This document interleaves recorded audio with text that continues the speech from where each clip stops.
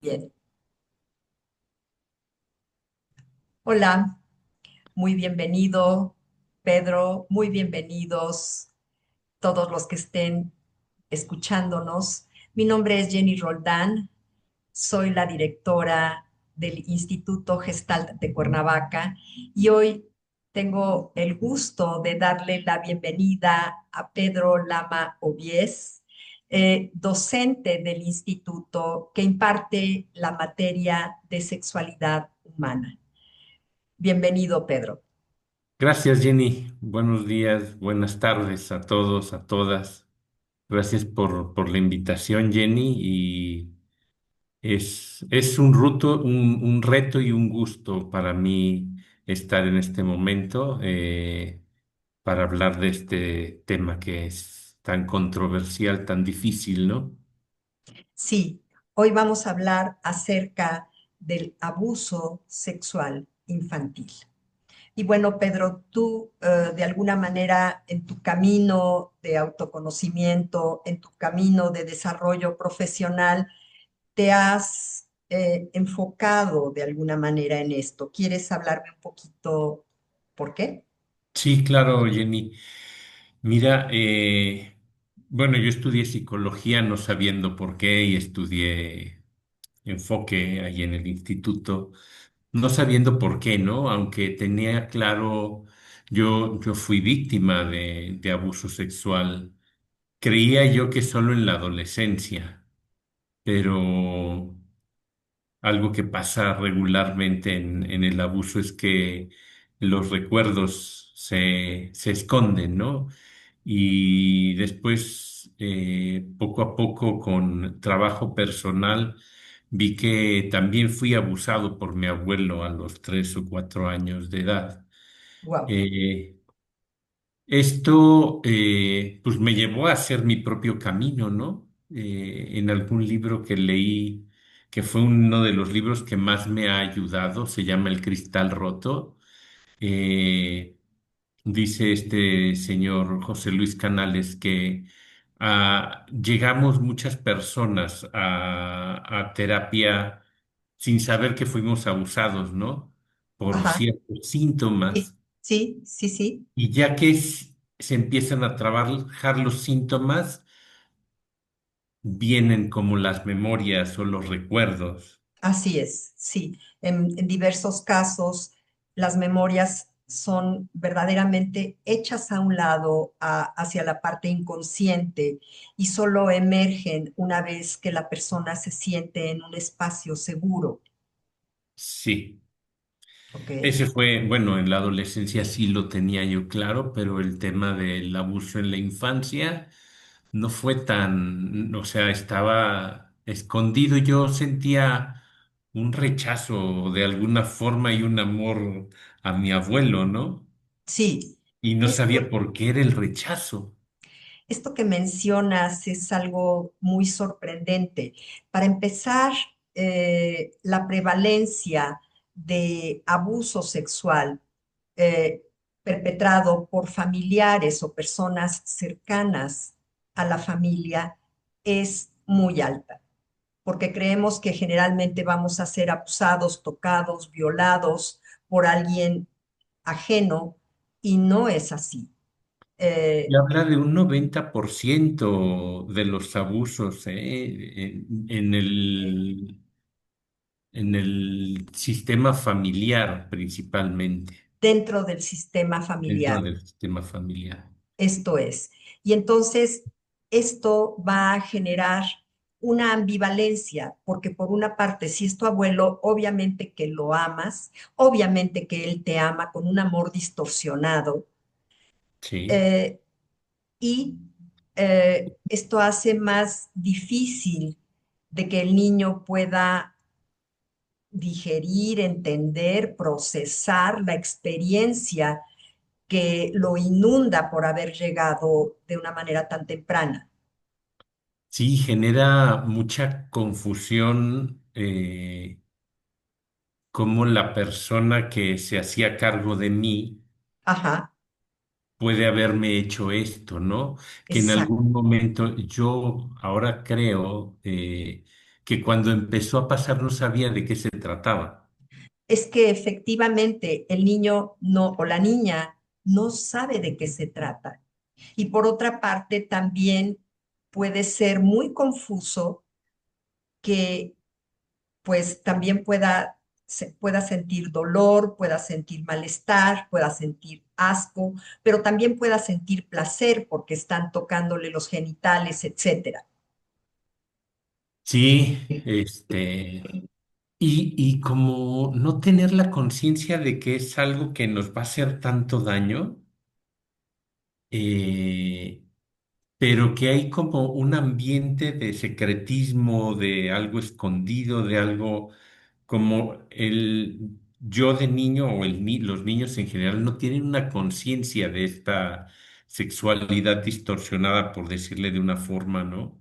Ajá, De- y sentir tal amor, pero también tanto miedo, tanta vergüenza, genera mucha vergüenza, mucha vergüenza, genera sí. mucha culpa y sentir placer, Exacto. porque Y somos también cuatro. sentirse de alguna manera elegido o elegida, sentirse Sí, único, sentirse especial. Entonces esto va a generar mucho más confusión, ambivalencia en la víctima del abuso sexual. exactamente, como muchas emociones encontradas y como enredadas, Jenny. Esto es, esto es. Y Y sensaciones físicas muy como,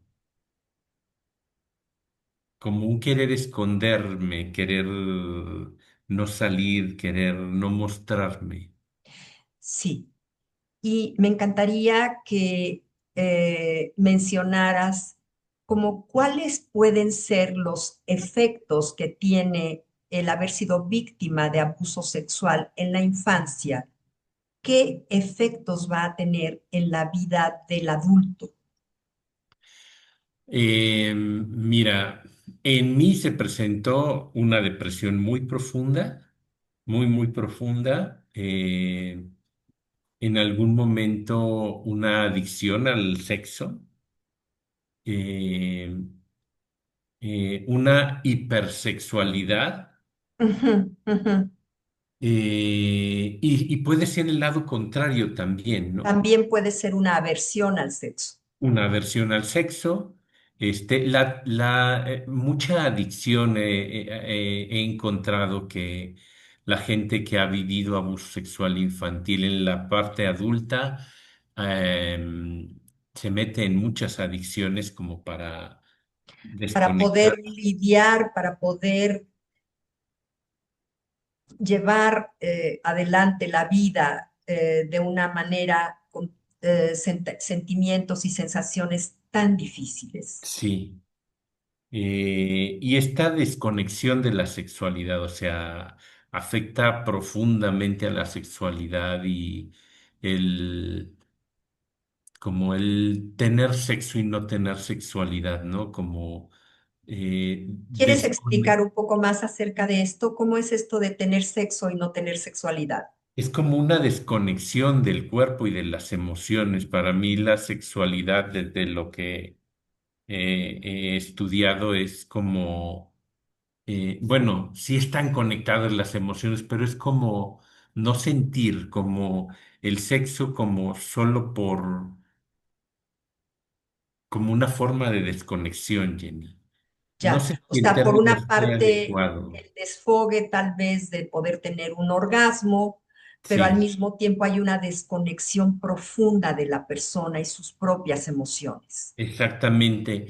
Es como una forma de evadirnos. O sea, para mí, en algún momento la sexualidad fue la forma de evadirme de esto tan difícil, tan eh, complejo de elaborar en algún momento, ¿no? Exacto, es muy complejo de elaborar para la persona aún adulta. Sí. Se habla que si la detección del abuso en la infancia es temprana y de verdad se atiende, las secuelas se minimizan. Pero es muy importante cómo el entorno trate esto, ¿no? Pero ya cuando ha pasado tanto tiempo, se van como haciendo las capas de cebolla, ¿no? Que Exacto. para llegar al centro de la Mayor cebolla, defensa, mayor defensa, mayor defensa. Sí, sí. y cuando estás hablando de detección temprana, ¿a qué edad te refieres? A ver, vamos a empezar a dar un poco de datos, porque creo que esto puede ser muy importante para nuestro auditorio. Bueno, el abuso sexual puede pasar casi desde el nacimiento, ¿no? Depende del perpetrador, le vamos a llamar la persona Sí, que lo lleva a que, cabo. que lo lleva a cabo, ¿no? Puede ser desde el nacimiento o puede ser 2, 3 años, 5, en la adolescencia se da mucho con las niñas, con las mujeres, ¿no? Y detección temprana es que cuando empieza a pasar, se detecte y se atienda. Eh, si se atiende a tiempo, si se detecta a tiempo y se atiende de una forma certera, vamos a decirlo, las secuelas se minimizan mucho, Jenny. Mucho, mucho. Es como, eh, yo empecé terapia cuando tenía 32 años, ¿no? Yo me imagino si me hubieran atendido en el momento en que, bueno, si lo hubieran detectado en la infancia mis papás. Ujú, Y luego cuando detectaron el abuso en la adolescencia, no me atendieron. Si me hubieran atendido ahí a los 17 años, mi vida hoy sería muy diferente, ¿no? ujú. Entonces los libros lo mencionan mucho, el detectar y actuar inmediatamente de que se detecta de una forma muy asertiva, porque el tema del abuso, pues es sexualidad y en general el tema sexualidad nos influye mucho en esta sociedad, ¿no? Es Sí, nos un impacta y a tabú veces a no veces, sabemos ¿no? qué hacer.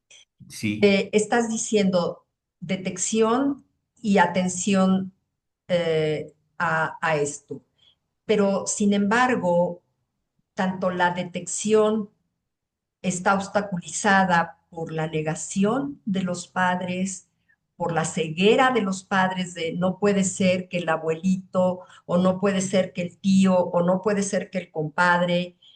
Y no solamente nos topamos con la posible negación que aún puede afectar a la criatura. No, eso no te pasó. Tú estás diciendo mentiras. También ujú. podemos encontrarnos con este fenómeno. Pero también cuando hay una detección, muchas veces los padres no saben qué hacer. ¿Cómo es la atención pertinente? ¿Quieres hablar un poco de esto? Sí, bueno, no solo lo pueden detectar padres, también la escuela me parece que es un lugar muy, muy, muy importante donde tendríamos que trabajar mucho con docentes, con directivos de escuelas, que a veces el secreto se guarda en la familia, pues para que no afecte el detectar un abuso sexual dentro de la familia. eh, Rompe con con este sistema, ¿no? Tema familiar, como Eh, lo entendemos, y muchas sí, veces el niño o la niña sabe que va a haber una amenaza o que papá y mamá se van a separar o que al abuelito lo van a hacer a un lado. Entonces esto hace muchas veces que la víctima, que es el niño, trate de proteger a los adultos, ¿verdad? sí. O en mi caso, Jenny, cuando mi mamá detectó que el jefe de los scouts estaba abusando de mí, me hizo jurar en la Biblia que yo no iba a decir nada, ¿no? Wow, Entonces, este secreto tan doloroso, ¿no? Que ahora, después de mucho proceso, veo que me llevó a cargar a mi familia, como si yo hablo, mi familia va a ser un desastre, porque mi mamá tenía miedo de que mi papá fuera a matar a este tipo, ¿no? claro, claro, Entonces, claro. era o sea, yo cargar con una familia a los 14, 15 años, pues es difícil, fue Y es muy complicado. imposible, imposible. Sí. y sin embargo los niños, las niñas, los adolescentes lo hacen. Sí. Y sí, niños, niñas, y luego a veces quien lo detecta, por eso hablaba de mamá como el miedo a exponerlo, ¿no? ¿A qué van a pensar de mi hijo o qué van Sí, a pensar de la familia? Y en este caso, en la adolescencia, pues no fue alguien dentro de la familia, pero cuando es incesto, esto se pone mucho más complicado, ¿no? esto es, esto es. ¿Y cuáles son los signos que podemos detectar en los niños o en las niñas para poder suponer que están siendo víctimas de abuso sexual infantil, Pedro? Mira, hay un cambio absoluto en su comportamiento en general, ¿no? Muchas veces es aislamiento, Aislamiento, ajá, como conductas sexuales que no van de acuerdo con la fase de desarrollo del niño. ajá, Eh, Como una visión hipersexualizada hacia afuera, ¿no? ujú, Este, Principalmente cambio de sí, actitud y la interacción con otros niños. Cuando en la escuela se da mucho en las familias entre primos, fíjate, lo he visto en varias ocasiones con pacientes, como si alguno de ellos fue abusado, tiende a repetir la práctica con los pares, ¿no? esto es, esto es. Si tiende a repetir la práctica con los pares o más tarde, si no ha tenido proceso, también va a tender a volverse una persona que abusa sexualmente de niños. Sí, ese es un tema fuerte, Jenny. Yo cuando me enteré de mi abuelo, eh, la persona que abusó de mí en la adolescencia era hijastro de mi abuelo y quien me Ok. dijo es, tu abuelo abusó de él.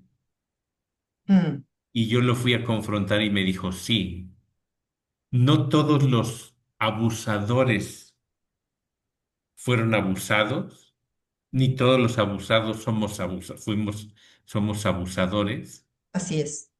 Hay una distorsión, sí, de nuestra visión de la sexualidad, pero es común que un niño que fue abusado tienda a repetir el La conducta. comportamiento, ¿no? Y sí abusadores o perpetradores en la edad adulta fueron abusados en su infancia, Con frecuencia. con frecuencia. ¿Cuál es la diferencia de edad que se considera para que se dé un abuso sexual infantil y que no sea simplemente pues un tocarse o explorar con sus pares? Se habla de 5 años, Jenny.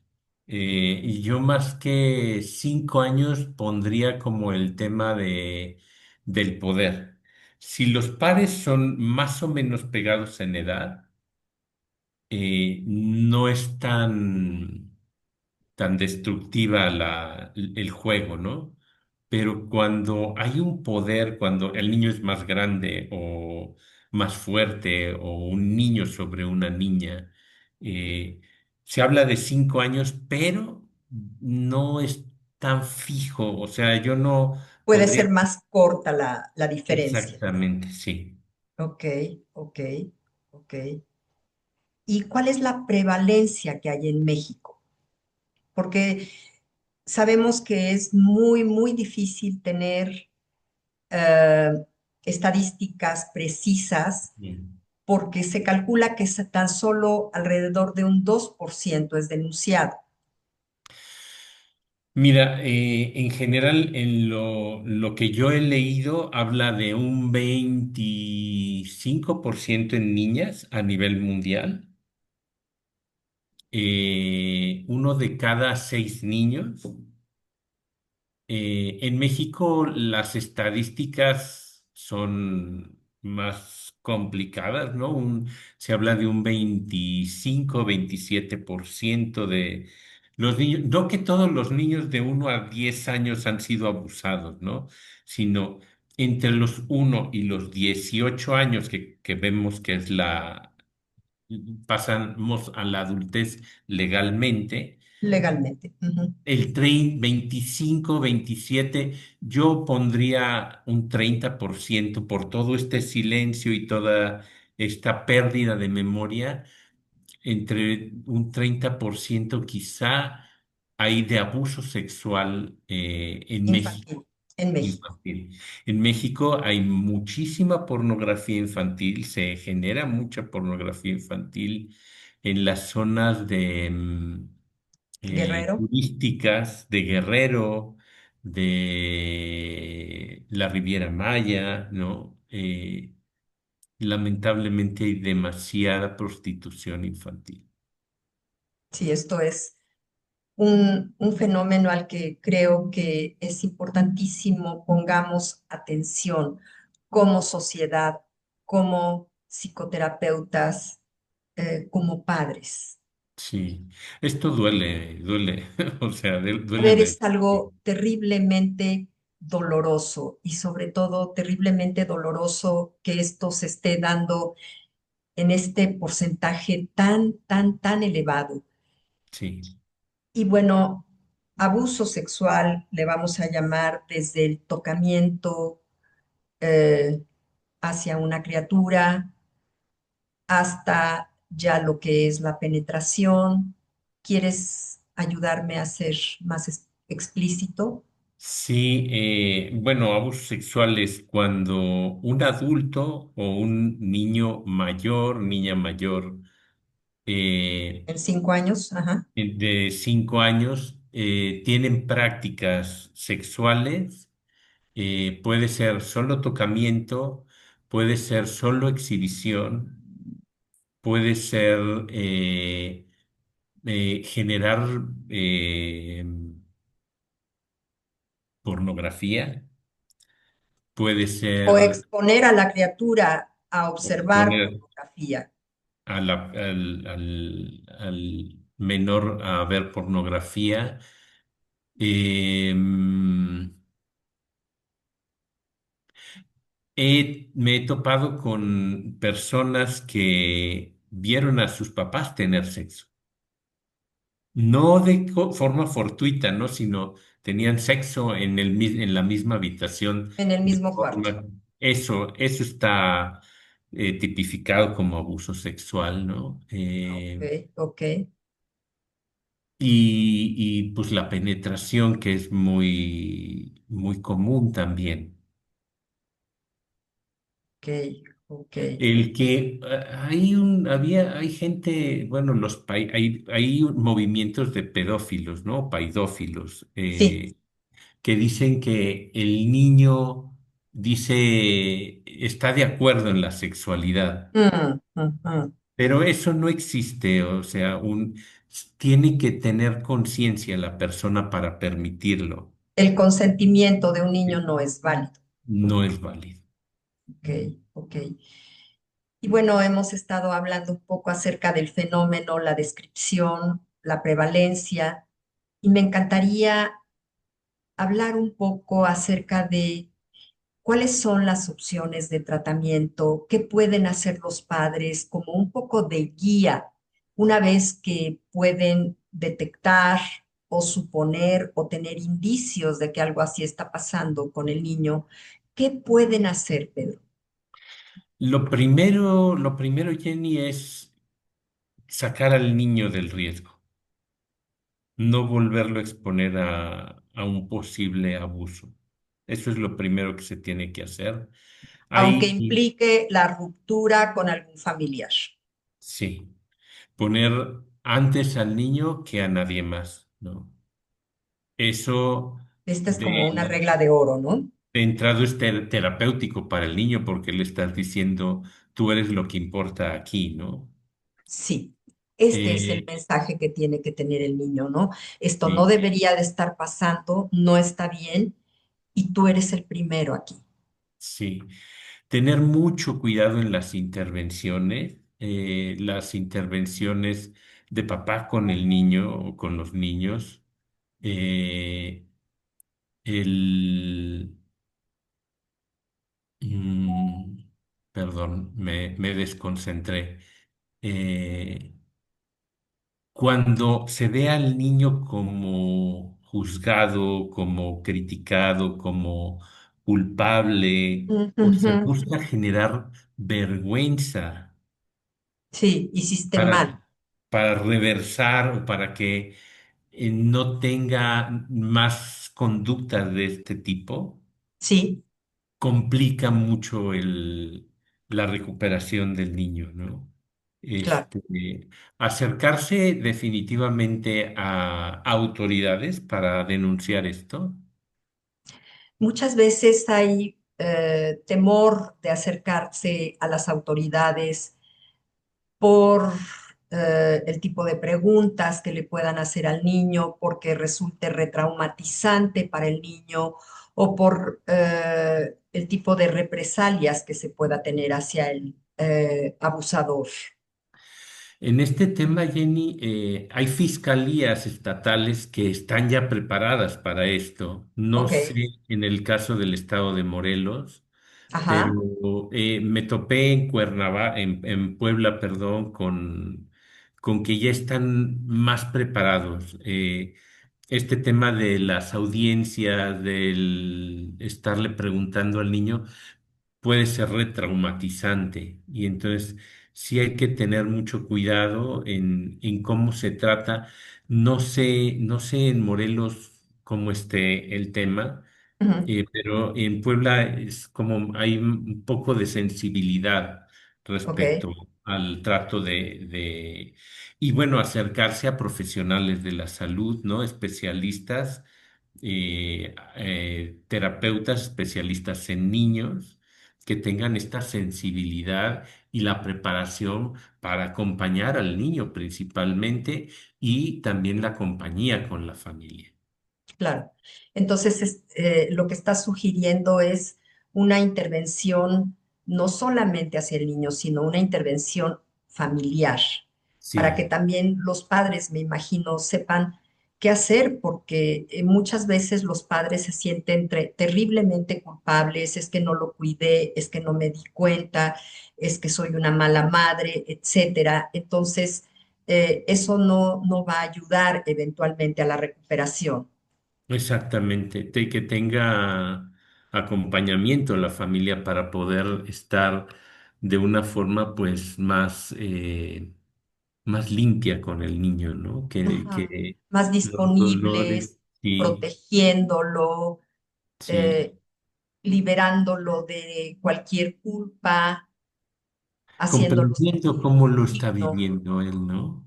comprendiendo. Esto es muy complejo. Si no has sido víctima de abuso sexual infantil, comprender cómo lo puede vivir es muy Bien, complejo, ¿no? sí, pero es muy lamentable, Jenny, que como que el abuso es heredado por diferentes, Sí, por esto lo la, vemos. ¿no? Niveles de la familia, a lo mejor abuelos, bisabuelos, mamá, Padres. papá, ¿no? Cómo se repite en el Es árbol, un patrón generacional que muchas sí. veces se repite. Entonces, no sé si lo que estás queriendo implicar es que eventualmente la familia sí podría entender. Sí, que posiblemente fueron víctimas de abuso, que a lo mejor ni lo saben, porque está reprimido ahí en la memoria, pero que es posible que sí esté ahí, Jenny. Ok, ok. Sí, entonces esto subraya la importancia del abordaje de la familia completa. Totalmente, sí. Ok. Recuerdo que en alguna conversación que tuvimos me dijiste que no sabía yo de qué tantas maneras se quebraba la persona que había sido víctima de abuso sexual. Mm, mira, me lo preguntas y algo pasa en mi cuerpo, ¿no? Es como, es doloroso el abuso en sí, y la traición de la confianza de mi abuelo, eh, como la desconexión de mi mamá, porque esto es no solo el momento del abuso, eh, es como una preparación del niño para el perpetrador, Ok. como, eh, Sí, como si hubiera un acuerdo inconsciente dentro de la misma familia sí, que de alguna manera pone al niño ahí. sí, Y este es uno de los puntos más controversiales que tiene el abuso sexual infantil. sí, no, pero internamente vivir con vergüenza y culpa eternas, ¿no? Bueno, no Eterna, eternas, pero al menos eternas, así se percibe. sí, como quién soy yo y como sentir que la maldad está dentro, como algo sucio y aquí adentro, este, perder las ganas de vivir. Wow. Yo estuve internado 2 veces en instituciones psiquiátricas por esto, ¿no? Por depresión, por impulsos suicidas, ¿no? Más de una vez estuve Sí, a punto de hacerlo. sí, Y hoy, por ejemplo, fui al iridiólogo la semana pasada y tomo una foto del ojo, ¿no? Y me dice, pareces asustado. Uno de mis temas de no resolver la depresión es que tengo trastornos del sueño, y el trastorno del sueño, principalmente el mío, era el no respirar. Y es que cuando te asustas, sí. Entonces es como si la apnea, se llama la apnea, ¿no? apnea de sueño, La ajá, apnea del sueño pudiese estar de alguna manera vinculada en algunas personas al menos con este susto, con este miedo y sí, también pues cuando estamos más vulnerables, cuando estamos dormidos.